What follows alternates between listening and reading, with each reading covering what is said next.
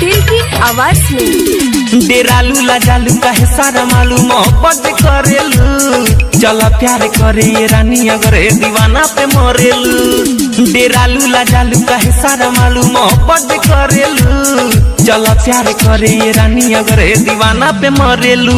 एगो हम एगो तू, you love me I love you.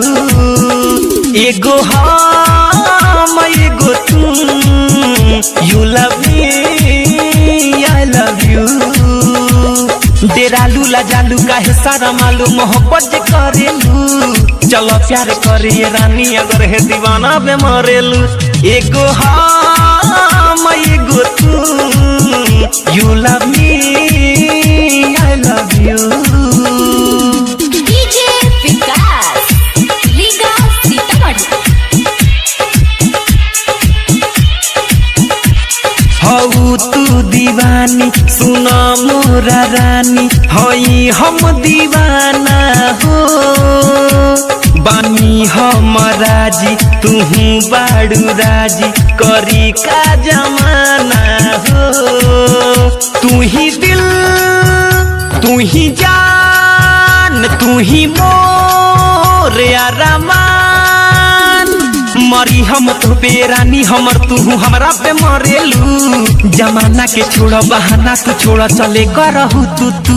एगो हम एगो तू, you love me I love you.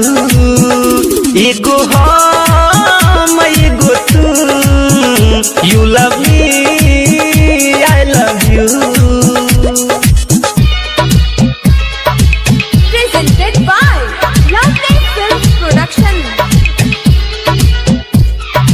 आप सुन रहे हैं अमित पटेल की आवाज में। ना छूटल बा कब ना छूटी हो अब, सुनो साथ गोरी हो।